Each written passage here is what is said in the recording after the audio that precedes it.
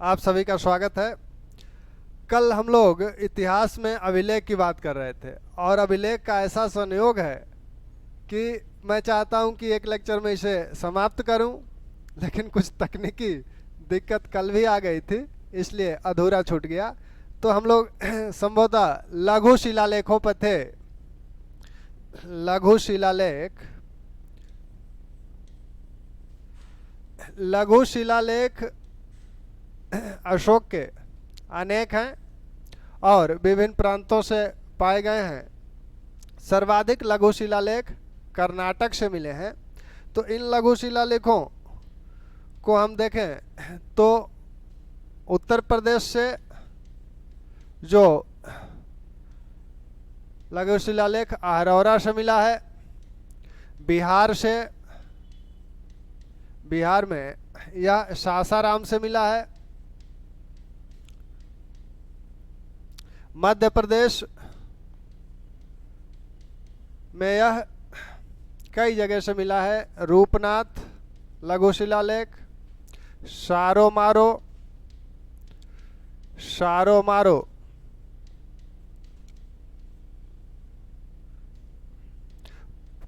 पनगुरिया,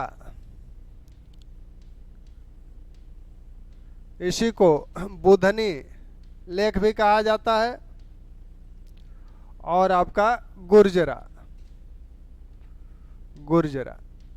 तो ये चार महत्वपूर्ण शिलालेख मध्य प्रदेश से मिले हैं। ऐसे ही राजस्थान से भाबरू, भाबरू बैराट जयपुर से मिला है, बैराट जयपुर से। फिर अगर दक्षिण चला जाए तो कर्नाटक,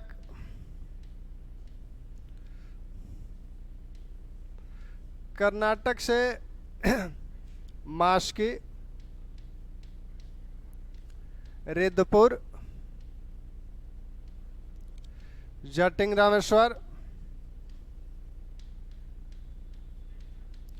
जटिंग रामेश्वर, ब्रह्मगिरी, गोबीमठ, नेतूर, उड़ेगोलम,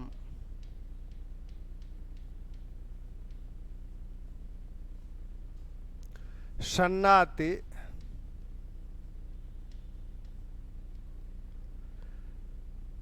आंध्र प्रदेश से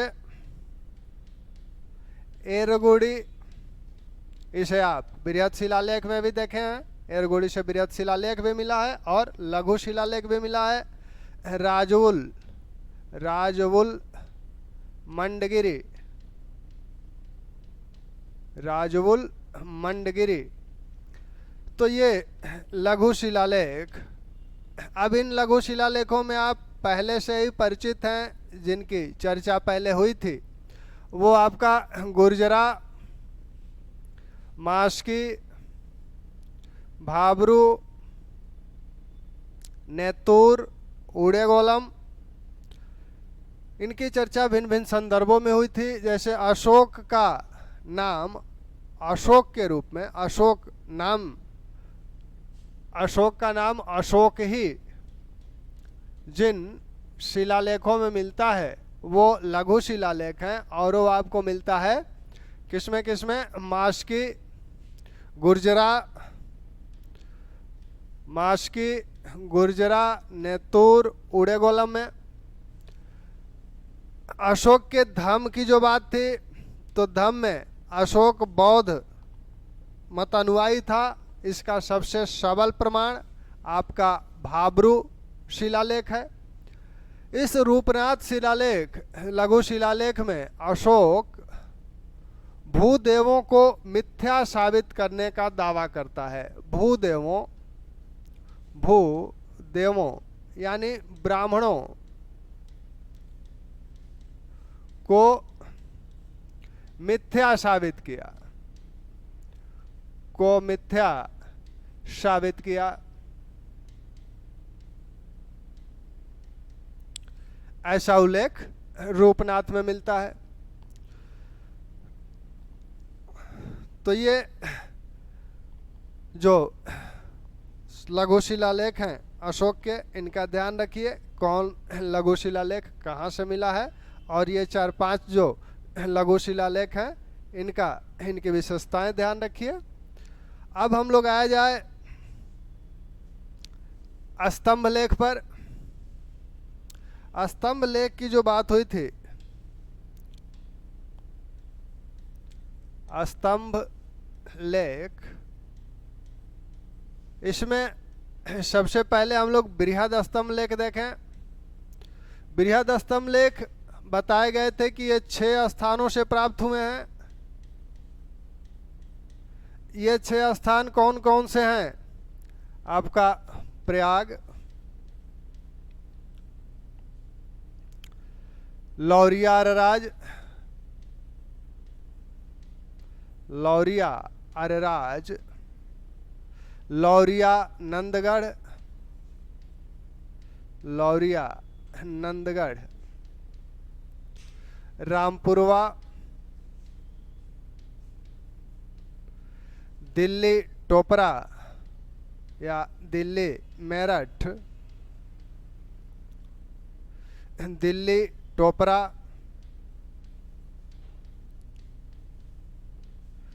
तो ये 6 स्थानों से मिले हैं जिन्हें आप लघु बृहद स्तंभ लेख कर रहे हैं। प्रयाग से लौरिया राज नंदगढ़, लौरिया राज नंदगढ़, लौरिया राज रामपुरवा, दिल्ली, दिल्ली मेरठ, दिल्ली टोपरा।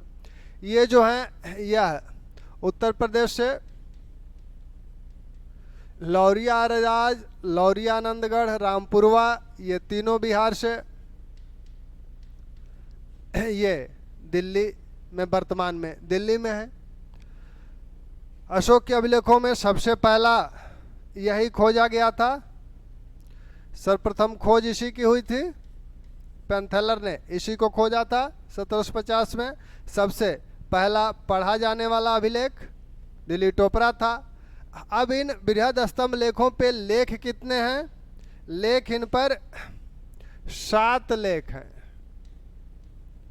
7 लेख अंकित हैं। सिर्फ दिल्ली टोपरा पर ही 7 लेख हैं, 7 लेख सिर्फ दिल्ली टोपरा पर ही हैं, अन्य पर सिर्फ 6 लेख हैं।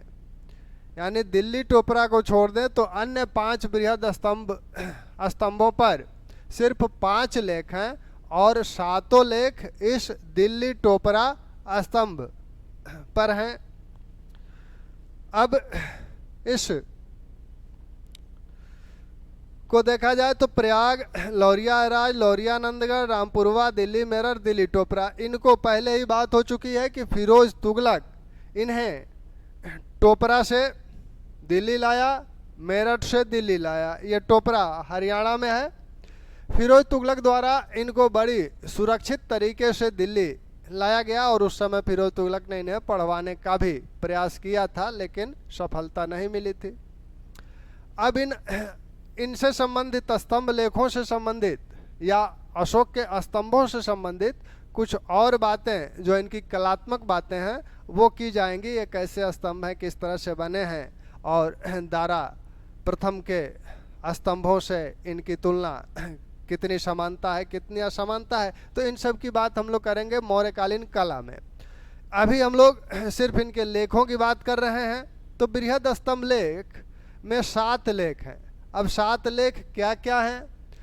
पहला जो लेख है बृहद स्तंभों पर, उसमें अशोक कहता है कि मेरा सिद्धांत धर्म के अनुसार शासन करना है, धर्म के अनुसार प्रजा को सुख प्रदान करना है, और धर्म के अनुसार साम्राज्य की रक्षा करना है।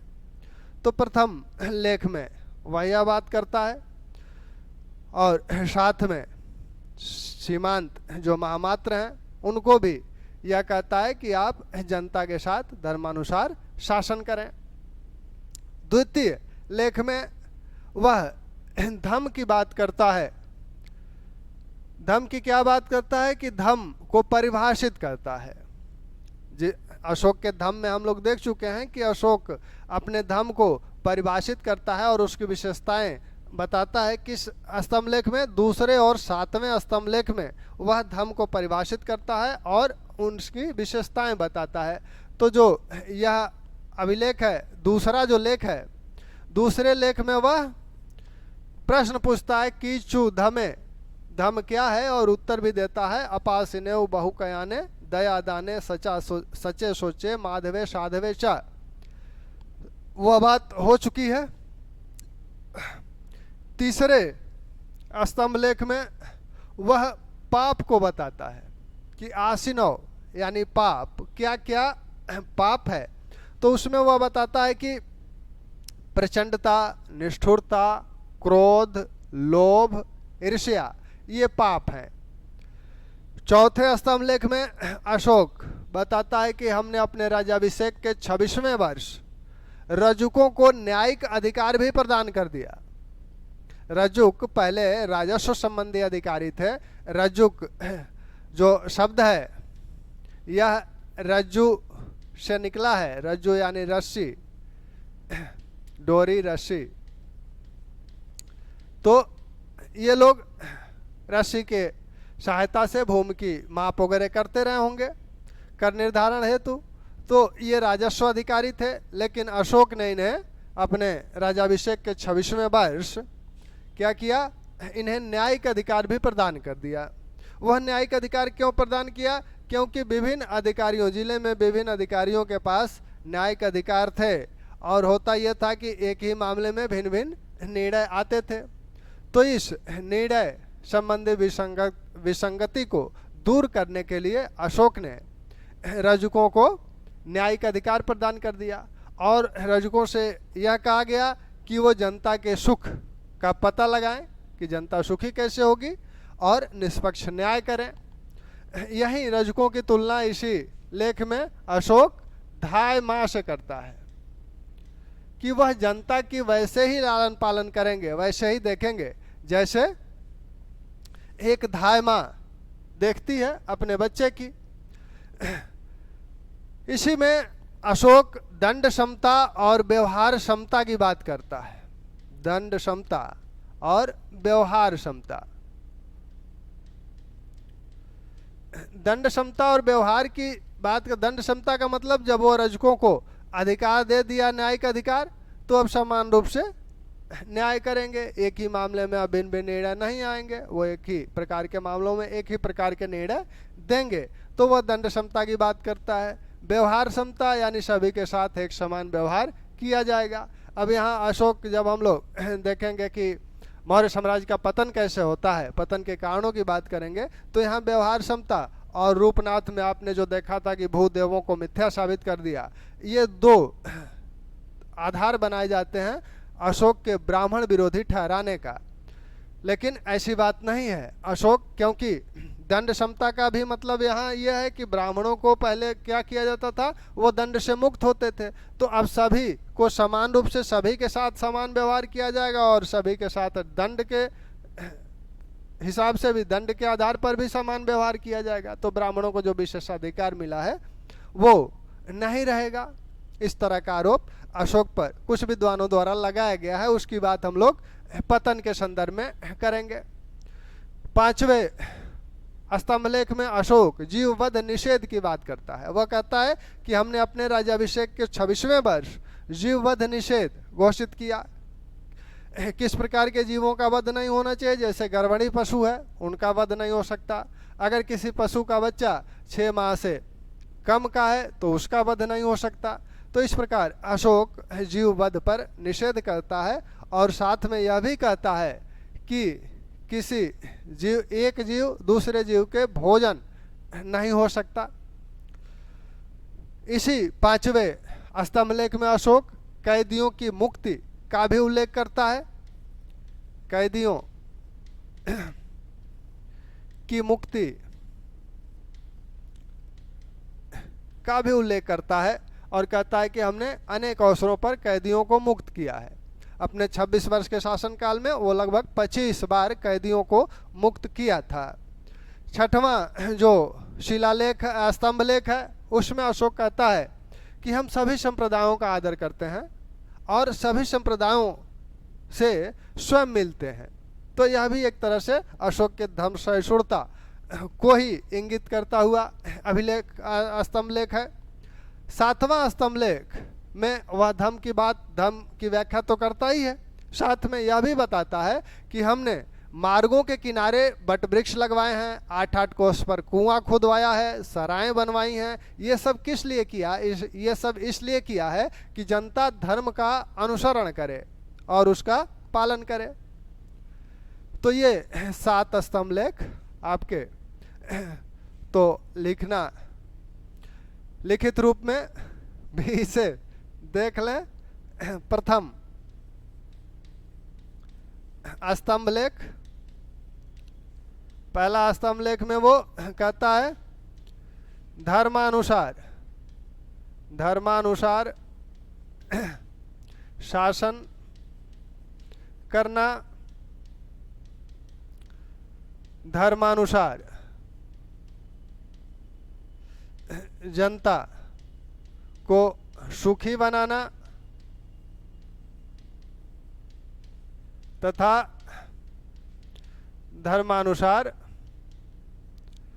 धर्मानुसार साम्राज्य की रक्षा करना, साम्राज्य की रक्षा करना, ये उसका सिद्धांत है। रक्षा करना हमारा सिद्धांत है। ठीक। दूसरा इसी में कहता है, इसी में अशोक कहता है कि हमने क्या किया? अंत महामात्रों, अंत महामात्रों यानी सीमांत पे जो महामात्र हैं, अंत महामात्रों को धर्मानुसार शासन करने को कहा, शासन करने का निर्देश दिया है, निर्देश दिया है। दूसरे स्तंभ लेख में वह क्या कहता है? दूसरे स्तंभ लेख में कहता है कि इसमें की किंग चू धमे, धम क्या है? अशोक के धम में आप देख चुके हैं। धम क्या है प्रश्न करता है और इसका उत्तर भी देता है अपासिनेव बहु के आने, यानी अपासिनेव बहु के आने दया दाने सचे सोचे माधवे साधवे च, इस तरह की बात वह करता है। तो यहां वह धम को परिभाषित करता है।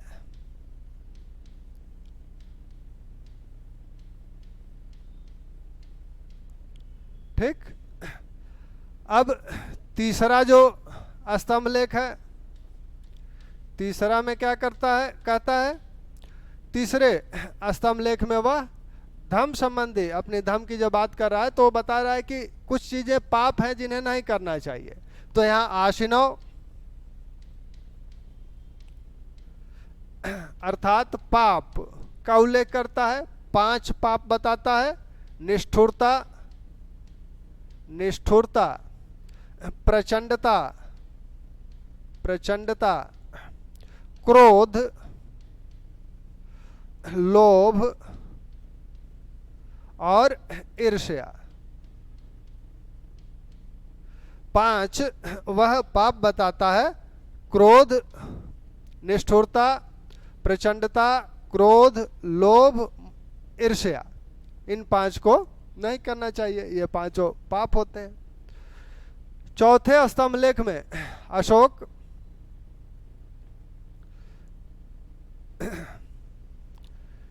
चौथे स्तंभ लेख में अशोक क्या कहता है?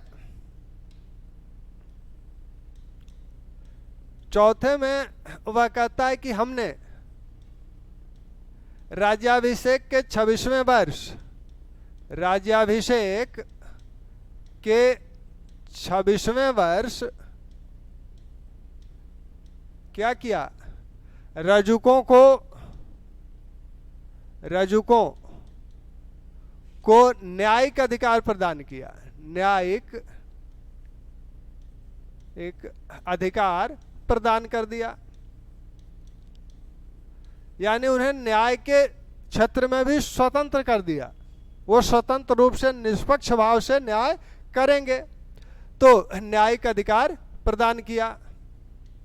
वे जनता के सुख की खोज करें, सुख की खोज करें और एक धाय माँ के समान, माँ के समान जनता का पालन पोषण करें।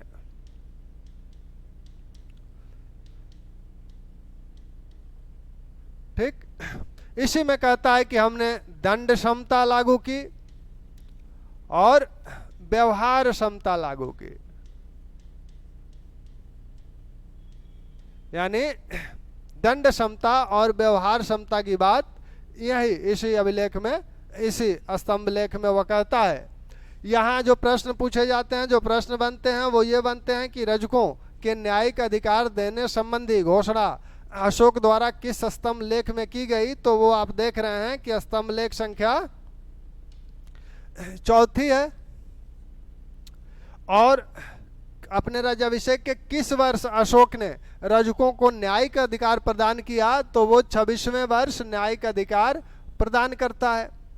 रजुक कहाँ के अधिकारी हैं? मौर्यकालीन प्रशासन में देखा जाएगा ये जिले के अधिकारी हैं। रोमिला थापर कहती हैं किसानों के ऋण है ये। तो पहले ये क्या करते थे? पहले एक राजस्व अधिकारी थे, अब न्यायिक अधिकारी भी बन गए। जैसे जिलाधिकारी पहले कलेक्टर था, कलेक्शन करता था राजस्व का, फिर उसे कुछ न्यायिक अधिकार भी दे दिए गए। वैसे ही रजकों की स्थिति यहाँ देखने को मिलती है। दंड समता और व्यवहार समता का उल्लेख अशोक ने कहाँ किया है? तो 4थे स्तंभ लेख में किया है। इसका मतलब है सभी को समान रूप से समान मामलों में समान दंड दिया जाएगा और इसका मतलब है सभी के साथ समान व्यवहार किया जाएगा, किसी का कोई विशेषाधिकार नहीं है। 5वें स्तंभ लेख में अशोक क्या कहता है? 5वें स्तंभ लेख में अशोक कहता है कि हमने राज्याभिषेक के 26वें वर्ष क्या किया? पशु वध निषेध किया। हमने राज्याभिषेक के 26वें वर्ष पशु वध निषेध किया। किस वर्ष? 26वें वर्ष किया। और इसमें क्या किया कि गर्भिणी पशुओं को नहीं मारना है, 6 माह से छोटे जो पशु हैं उनको नहीं मारना है। इसी में अशोक कहता है कि एक जीव दूसरे जीव का भोजन नहीं हो सकता, दूसरे जीव का भोजन नहीं हो सकता, नहीं हो सकता।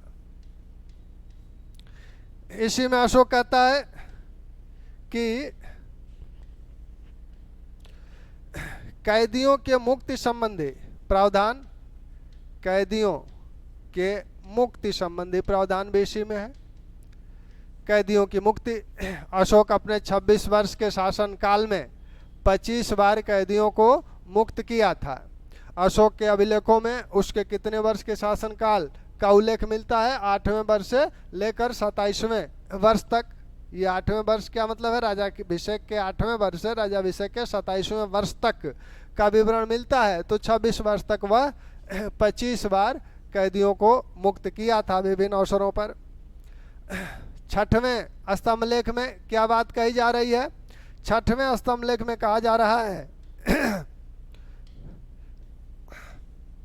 6वां स्तंभ लेख में वह कहता है कि हम सभी संप्रदायों का सम्मान करते हैं, संप्रदायों का सम्मान करते हैं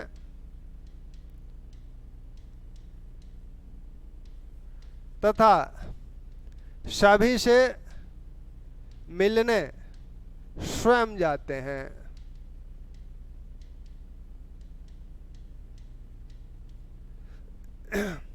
सातवें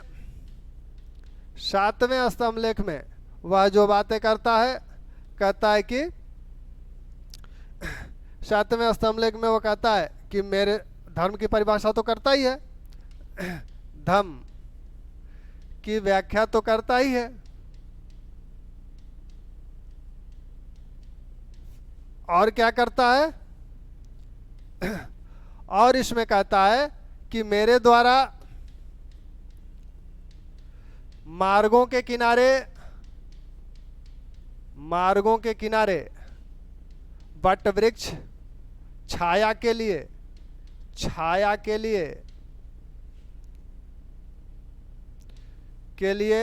वट वृक्ष लगवाए गए, छाया के लिए वट वृक्ष लगवाए गए। 8 कोष पर कुआं खुदवाया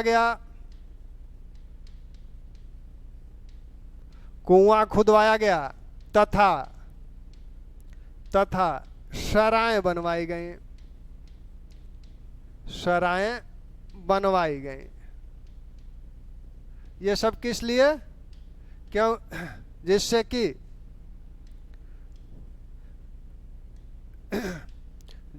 कि जनता, जिससे कि लोग धर्म का अनुसरण करें।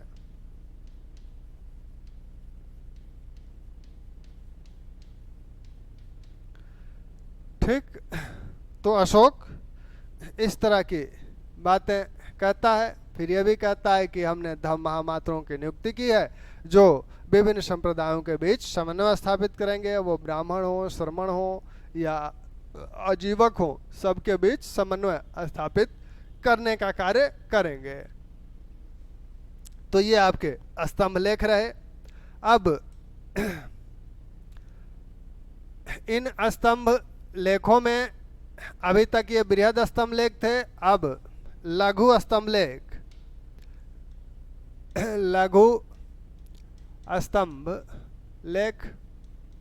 लघु स्तंभ लेख कहाँ कहाँ से मिले हैं? तो ये लघु स्तंभ लेख आपको जो मिले हैं प्रयाग, कौशाम्बी, सांची, सारनाथ, निगलेवा, रोमनदेई, इतने जगह से लघु स्तंभ लेख मिले हैं। लघु स्तंभ लेखों पर अशोक के शासनादेश अंकित हैं, शासनादेश हैं। सांची, सारनाथ, कौशाम्बी के लघु स्तंभ लेखों पर वह संघभेद रोकने संबंधी अपना शासनादेश जारी करता है। तो संघभेद रोकने संबंधी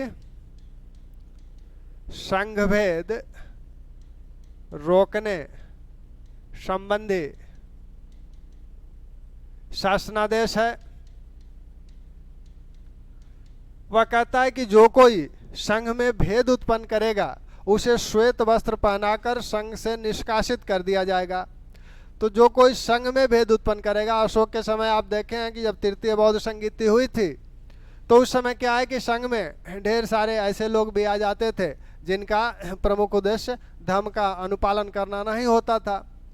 तो ऐसे में अशोक ने, क्योंकि उस समय उपस्थ जो था वो भी बाधित हुआ था, तो ऐसे में अशोक शासनादेश जारी करता है कि संघ में बाहरी लोग इस तरह के व्यवधान न उत्पन्न करें, संघ में भेद न उत्पन्न करें, संघ के नियमों का पालन किया जाए। अगर कोई भेद उत्पन्न करता है तो उसे क्या किया जाएगा? श्वेत वस्त्र धारण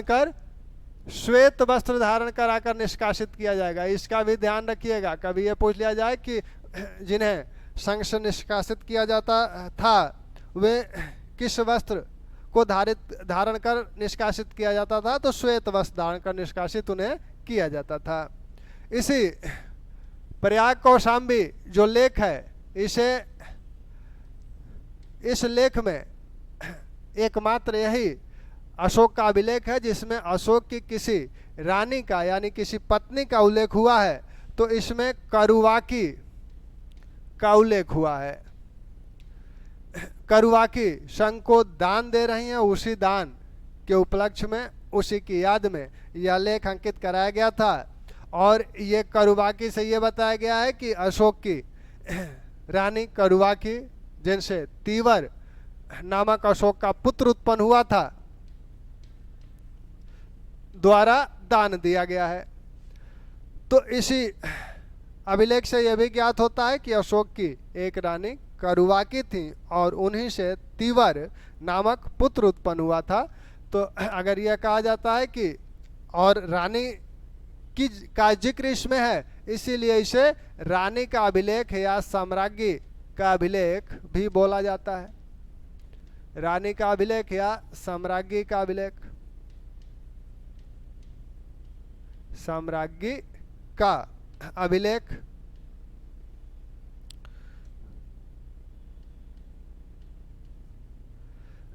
तो रानी का अभिलेख या साम्राज्ञी का अभिलेख भी इसे बोला जाता है। एक मात्र अभिलेख है जिसमें अशोक की किसी रानी या पत्नी का उल्लेख हुआ है। ठीक। अब ये जो दो अभिलेख आपको दिख रहे हैं, ये आपका निगलिवा और रुमनदेई, यह दोनों कहाँ से प्राप्त हुए हैं? नेपाल की तराई से प्राप्त हुए हैं। यह प्रयाग कौशाम्बी इसलिए कहा गया है क्योंकि ये पहले कौशाम्बी में था, बाद में प्रयाग में लाकर स्थापित कराया गया। जैसा कि आपने बृहद स्तंभ लेखों में देखा, जो प्रयाग का स्तंभ लेख है। अच्छा, बृहद स्तंभ लेख में एक बात नहीं हुई थी, उसको यहीं देख लें। प्रयाग का एक लघु स्तंभ लेख भी है और प्रयाग से आपने देखा जो बृहद स्तंभ लेख है उस सूची में भी प्रयाग है।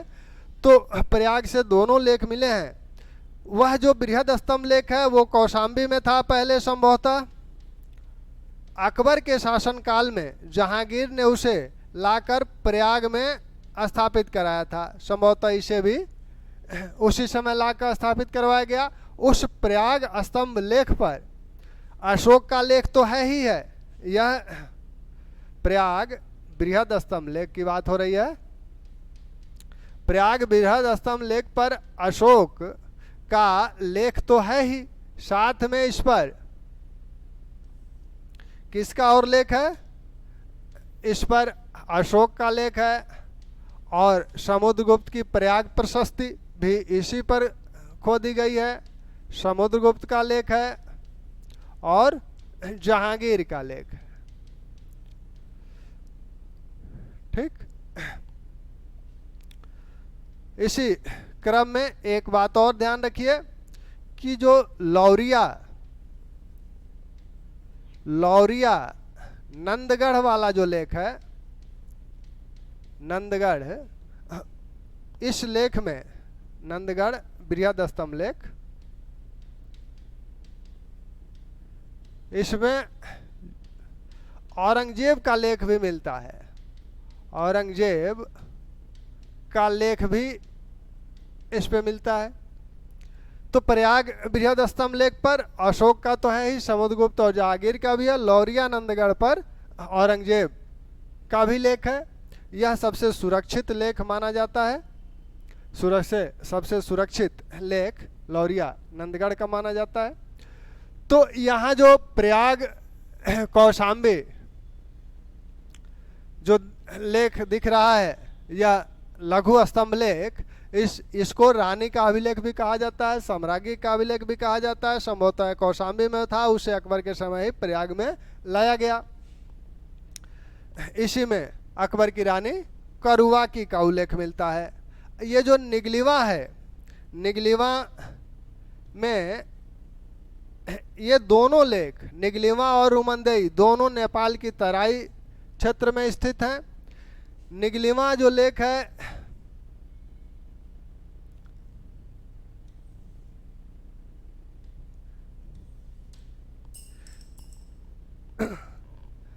निगलिमा जो मिला है, इस लेख से यह सूचना प्राप्त होती है कि अशोक ने अपने राज्याभिषेक के 14वें वर्ष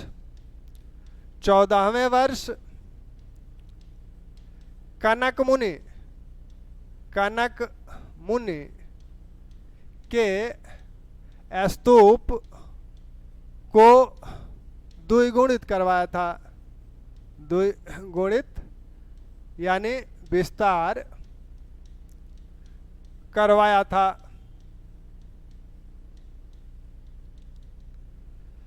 तो इस निगलिमा अभिलेख से यह सूचना मिलती है कि अशोक अपने राज्याभिषेक के 14वें वर्ष कनक मुनि का स्तूप जो वहाँ पहले से था उसको और विस्तारित करवाया था और बड़ा करवाया था। रुमंदेई अभिलेख से यह ज्ञात होता है कि अशोक लुम्बिनी ग्राम यानी बुद्ध का जन्मस्थल, बुद्ध का जन्मस्थल की यात्रा किया था।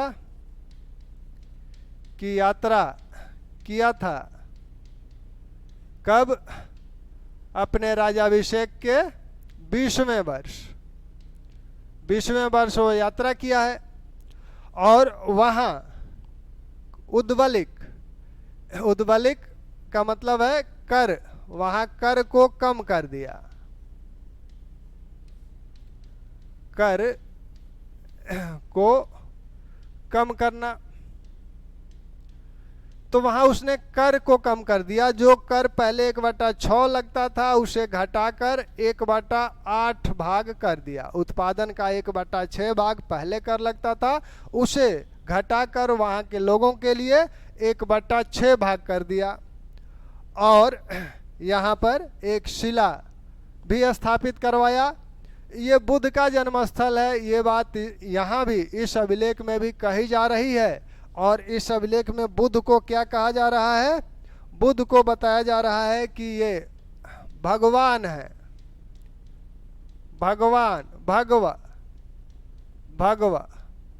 यहाँ भगव बोला गया है, बुद्ध को भगवान बोला गया है।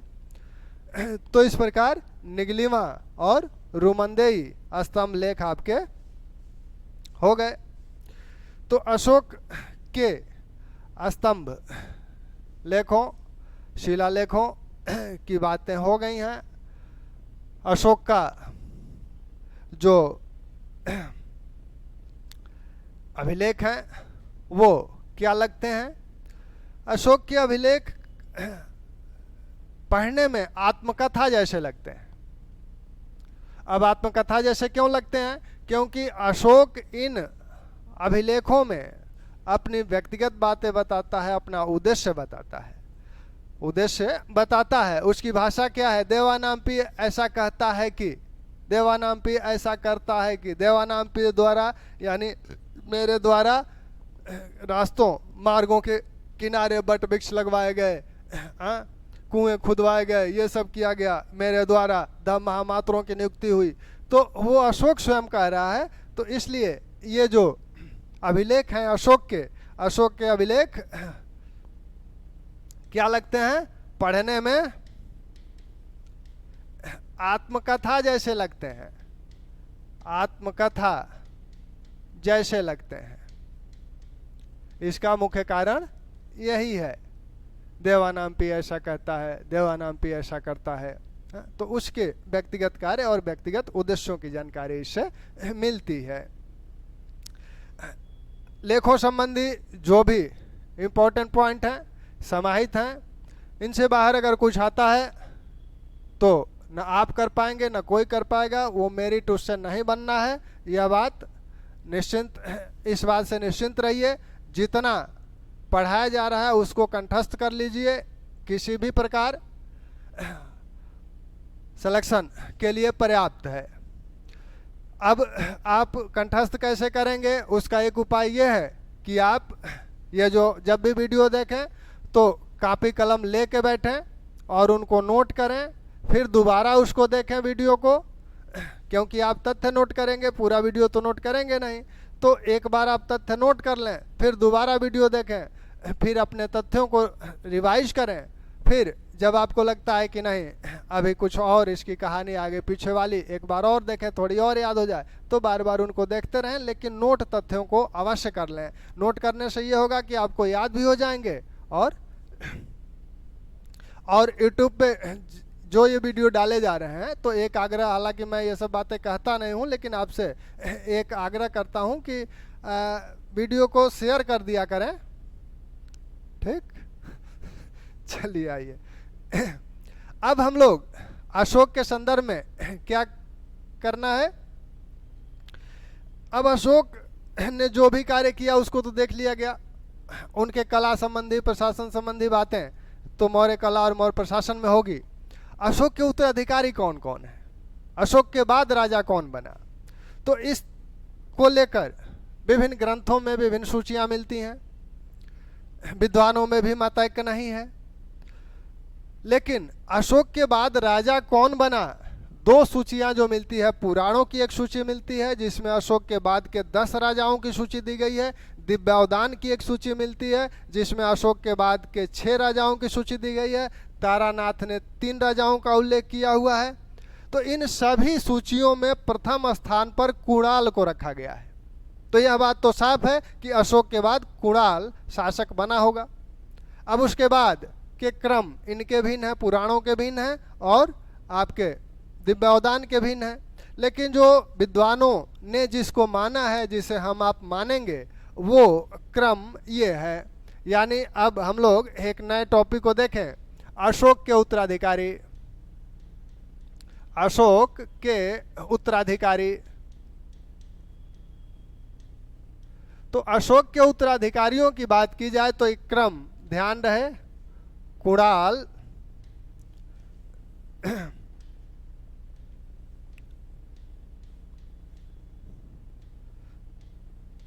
दशरथ, संप्रति, शालिशुक,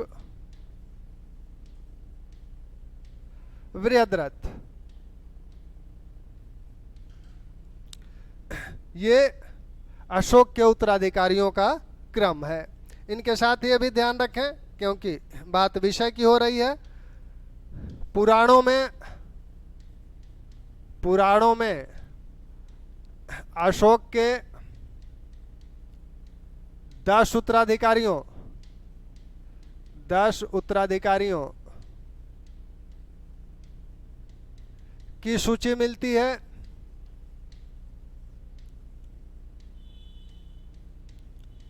वहीं दिव्यावदान में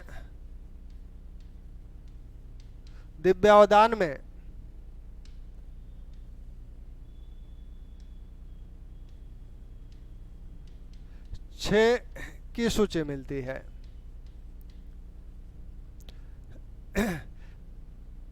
तिब्बती इतिहासकार तारानाथ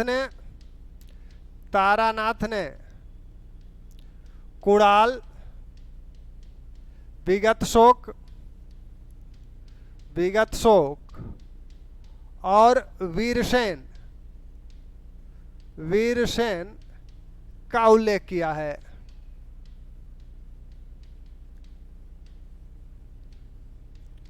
वीरसेन का उल्लेख किया है। तो यहाँ आप देख रहे हैं पुराणों में 10 उत्तराधिकारियों का उल्लेख है, यानी अशोक के बाद मौर्य वंश में 10 राजा बने थे। दिव्यावदान में 6 का उल्लेख है। तारानाथ 3 नाम गिनाते हैं, विगत शोक, कुणाल, विगत शोक और वीरसेन। एक नाम कल्हड़ भी बताते हैं, कल्हड़ जालौक को अशोक के बाद कश्मीर का शासक बताते हैं। वो बताते हैं कि अशोक के बाद कश्मीर में जालौक शासक बना। जालौक को ही वो ब्राह्मण धर्म या हिंदू संस्कृति के कश्मीर में प्रसार का श्रेय देते हैं। तारानाथ कहते हैं कि वीरसेन जो है यह गंधार में शासन करता था, वीरसेन, ठीक।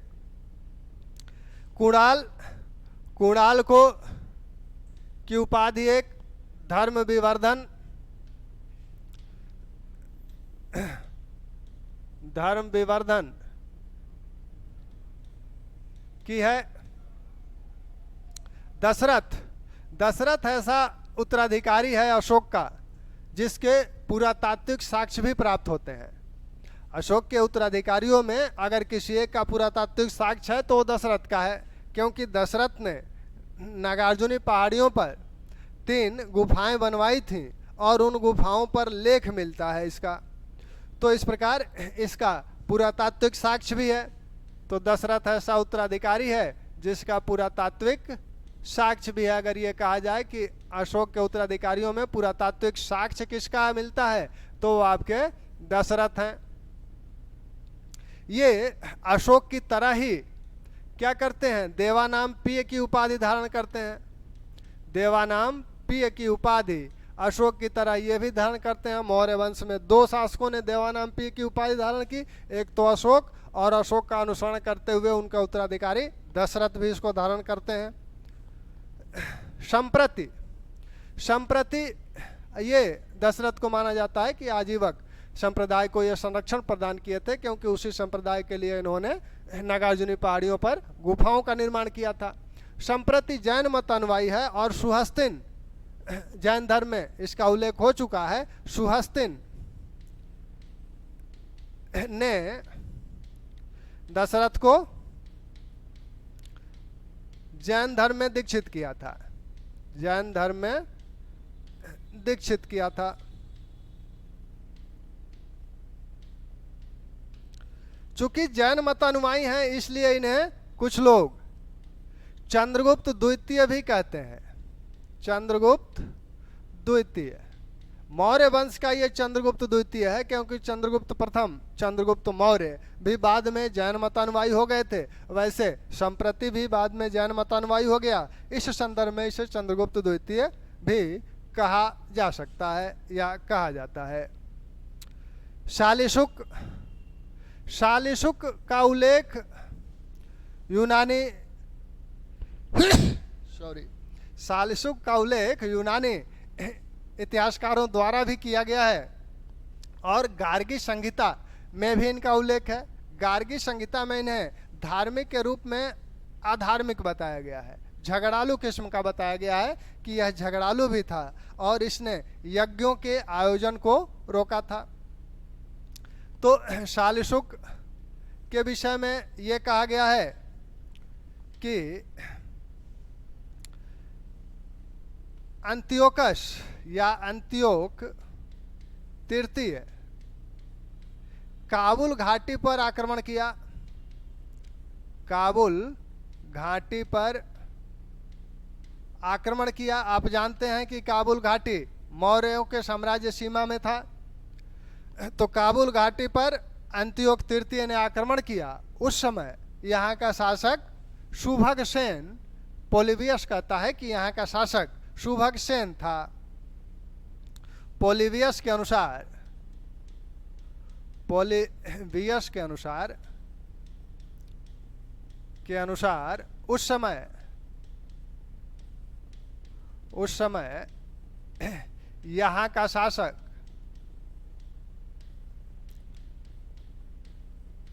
सुभग सेन था।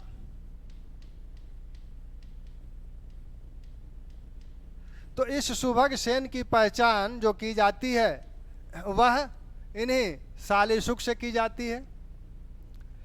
शालिशुक को अधार्मिक, झगड़ालू भी बताया गया है। किसमें? गार्गी संहिता में।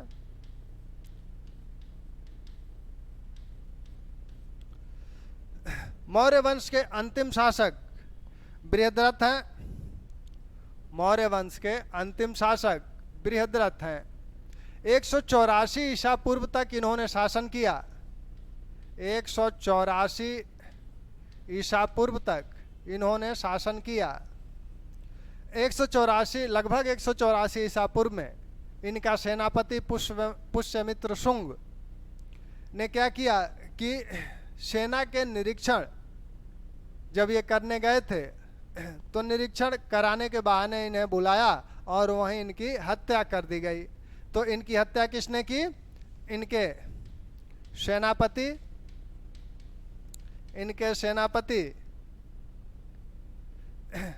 पुष्यमित्र शुंग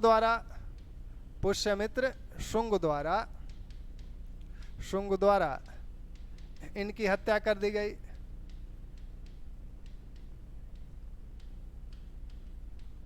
बाणभट्ट ने इन्हें क्या कहा? बाणभट्ट ने बृहद्रथ को प्रज्ञा दुर्बल कहा है, यानी बुद्धिहीन कहा है कि यह बुद्धिहीन था। और पुष्यमित्र को अनार्य बोला गया है क्योंकि इसने हत्या की थी अपने स्वामी की, तो इसलिए यह अनार्य था। तो ये पूछा जाता है कि किसने प्रज्ञा दुर्बल बोला है बृहद्रथ को? तो वो बाणभट्ट ने इन्हें प्रज्ञा दुर्बल कहा है। पुष्यमित्र शुंग को दिव्योदान भूलवश क्या कह देता है? मौर्य वंश का बता देता है। तो दिव्योदान में पुष्यमित्र शुंग को कहाँ का बताया गया है? भूलवश मौर्य वंश का बताया गया है। मौर्य वंश से संबंधित किया गया है। किस में? दिव्योदान में। तो ये मौर्य अशोक के उत्तराधिकारी हैं। अशोक के बाद कुणाल शासक बना। कुणाल के बाद दशरथ के पुत्र संप्रति, फिर आपके शालिशुक के बाद कौन शासक बना? बृहद्रथ मौर्य वंश का अंतिम शासक। 184 ईसा पूर्व तक उसने शासन किया। 184 ईसा पूर्व में उसका सेनापति पुष्यमित्र शुंग उसकी हत्या कर दिया। तो ये मौर्य वंश में अशोक के उत्तराधिकारियों तक की बात थी। अब हम लोग जो मौर्य साम्राज्य के विषय में जानेंगे वो मौर्य प्रशासनिक व्यवस्था। ठीक, धन्यवाद।